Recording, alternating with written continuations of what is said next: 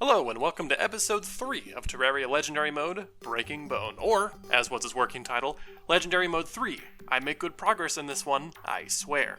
Because let's be honest, half an hour of video just to end with the first boss is a pretty lame pace.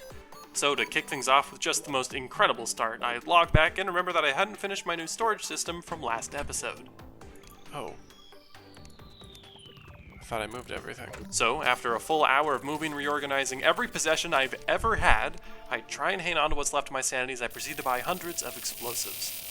Thankfully, I'm taking my thoughts and feelings out in a place that I think we can all agree deserves no mercy as I clear the way for an arena fit for a queen. Though the jungle isn't a place fit for anybody with a pulse, and it's quick to remind me of that. Although the For the Worthy seed, which is the one I've been playing on in case you're new here, doesn't include anything about increased spawn rates, I have a rough time getting any sort of breathing room to either clean things up or put some platforms down, creating some close calls and some not so close ones. But after putting together the usual buff battle station and enough potions to get the nurse wondering why my liver still works, I provoke the queen bee.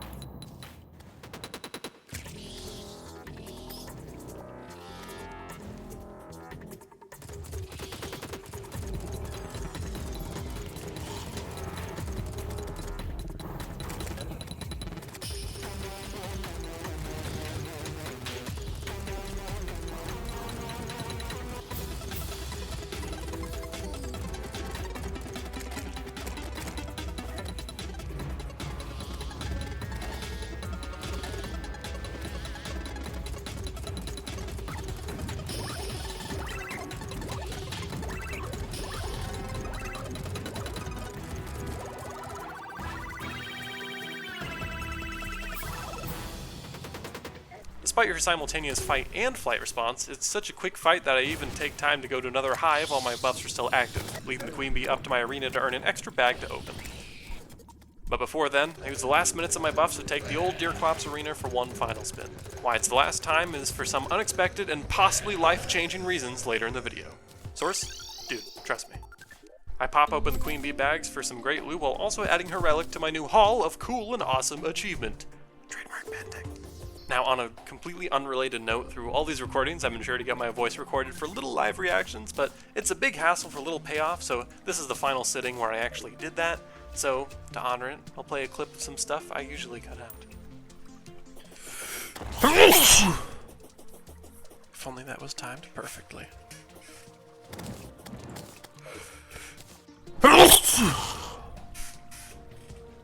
Now, back to your regularly scheduled commentary, I run around the base in an effort to make its structure look less floaty, adding some supports in places that will one day have complete rooms. But unfortunately for you and me, that day isn't today. What's today might be even worse, though. Time for the greatest decision every Terrarian must one day make. A decision that defines their future successes, their failures, one that may very well determine the fate of the— Just kidding, I'm Team Blissed every day. Who do you think I am? Alright, so after buying a bunch of— oh, that's too many. After buying a reasonable amount of crystals, I returned to my base to challenge the Old One's army. It didn't take long to realize how strong the volcano is here, resulting in only the most thrilling of gameplay. After plowing through the first few waves, I even have an easy time taking care of the dreaded Ethereal wyverns, boosting my confidence and prompting me to trigger the final wave early. It wasn't long before the Dark Mage emerged, making me realize their desire to shatter big crystals was stronger than I thought as the wyverns closed in, prompting the Dark Mage to send me straight to the Shadow Realm. I'm just kidding, he sent me to spawn. Terraria doesn't actually have a Shadow Realm. Or does it? Anyway, that loss had to be a fluke, so I'm going at it again. Some more riveting gameplay later, I go full force into targeting the Dark Mage this time, which quickly devolves into complete chaos. Third time's the charm? Maybe not. Instead, I set my sights on another challenge. To prepare my next arena, I fish for a bass statue and head deep below to peacefully collect my new favorite type of wood for arenas.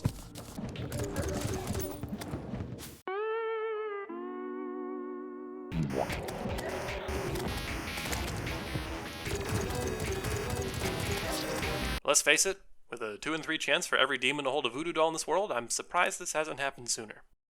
Then, under the incredible darkness of nightfall, oh good, we can see now, I was worried about that. Yeah, so I set up a Skeletron arena, repeating the classic procedure of a buff battle station and enough potions to get 8 unanswered calls and a distressed voicemail from the nurse. So with that, it's time for Breaking Bones.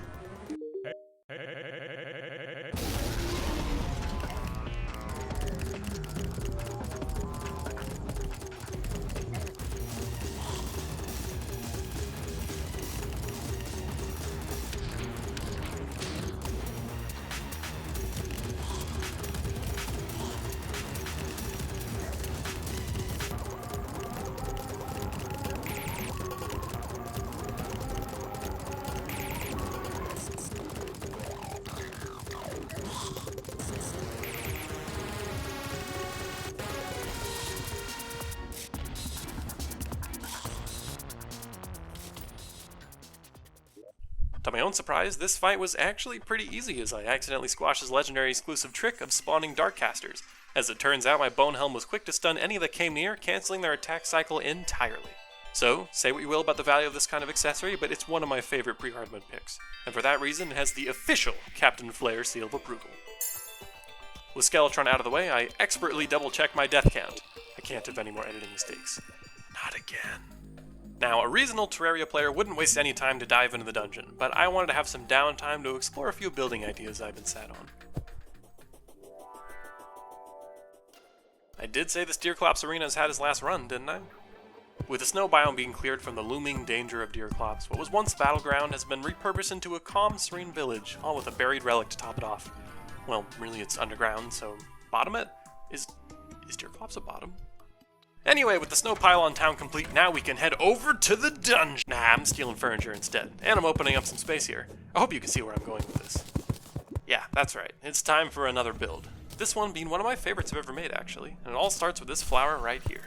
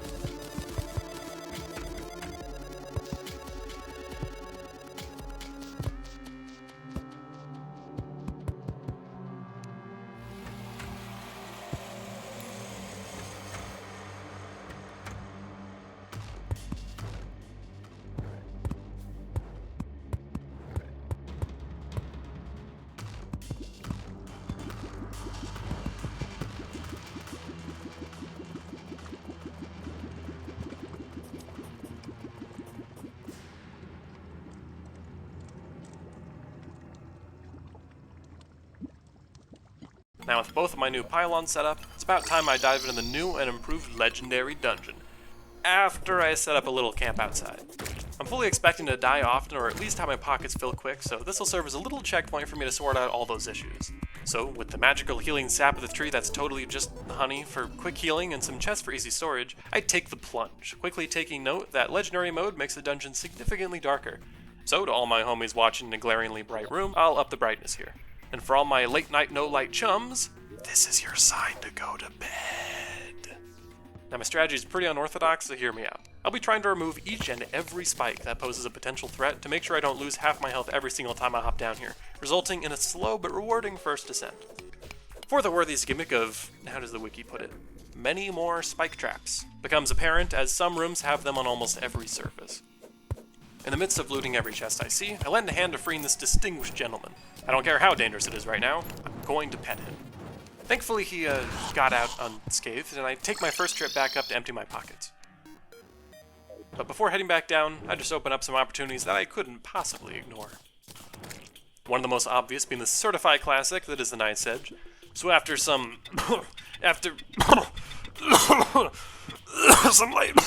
light reforging, I grab all 38 lockboxes I collected from lava fishing, leading to some pretty spectacular openings. I've got no need to hold on to this many duplicates, so my wallet has been restored. Take that, Sigurd. More like turd! Back at base, I use my newfound treasure magnet alongside the almighty step stool to create a hand of creation. I created the creation hand.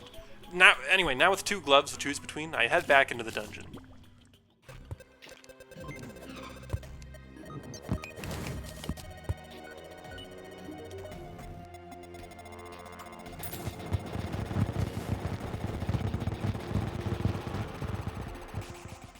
Pretty quickly, I took another break now that I had enough bones to make a void bag, but in my excitement, I forgot that I had far from enough jungle spores, so I quickly go to gather just that. And for the worthy is sure to remind me of an important lesson that having some powerful new upgrades will never guarantee my safety. At home, I take a pause to oh-so-casually craft the shell phone, and I top off my crafting spree with the void bag. Back at everybody's favorite crypt, I'm gonna make a weird claim, so bear with me. I think the Hand of Creation is the best accessory for exploring the dungeon, at least for my purposes. Not only is it good at collecting enemy loot from a safe and sometimes inconvenient distance, but the step stool functionality is actually helpful here to clear out any out-of-reach spikes. In combination with the Danger Sense potion, which can also identify secret cracked passageways, these two get the official Captain Flair seal of approval for exploring the dungeon.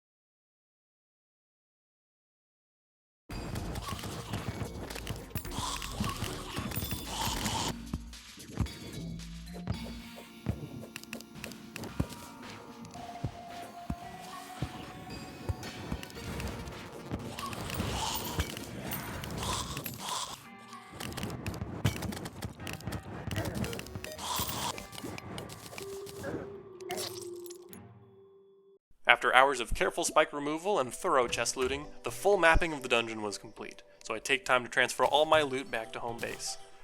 Now then, it's time to begin my revenge plan. My grand design, if you will. Anyway, in case you haven't noticed, I've actually been grabbing every dart trap I've seen, just in case I need them for something like this. On each side of the crystal, one dart trap poisons ground enemies, while a wall of traps above is designed to weaken the Etherean wyverns. So, with a quick test run and some minor adjustments, it's time to bring on the Old One's army once more. Hilariously, I completely forgot my ballista rod down below, and when going to grab it, I noticed that the dart traps were actually handling the legendary difficulty waves completely solo, allowing me to be pretty hands-off until wave 4. Then, with the final wave approaching, I wasted no time at all to charge down the Dark Mage. The funny thing about my system here is the jump rope I have to play to avoid my own darts, which as you can see is something I was still getting used to. But, in no time at all, I completed the event, earning me a war table to allow for extra turret summons. So with a little bit of minor adjusting, I challenged the event once again. Now, something I never considered is when placing the dual eyeball turrets, it seems I've cartoonishly brought the crystal to life. I'm gonna name him Philip, and now I'm emotionally obligated to protect him at all costs. So, refining my strategy, I'm light on my toes as I hop over the darts to collect mana, charging down the Dark Mage once he finds his way through the portal. One thing to keep in mind, however, is that the skeletons he spawns can easily throw me straight into my own trap. So I guess you could say that it's the bones that are breaking me now, huh? But after recovering, just barely, I once again stopped the army. I challenge it again, completing it and collecting the trophy, where I realize that I can't actually get the relic until beating tier 3, so see you all in 2 years when I finally get around to doing that. Then I challenged it again. And again, back to back, I wasn't stopping for anyone or anything. And you better bet Philip. You better bet Philip went almost completely unharmed the whole time. Almost. I mean, how could you not protect a face like that?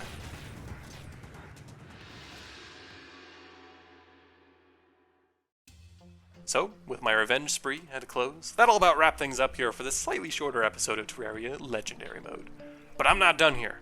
Far from it, actually.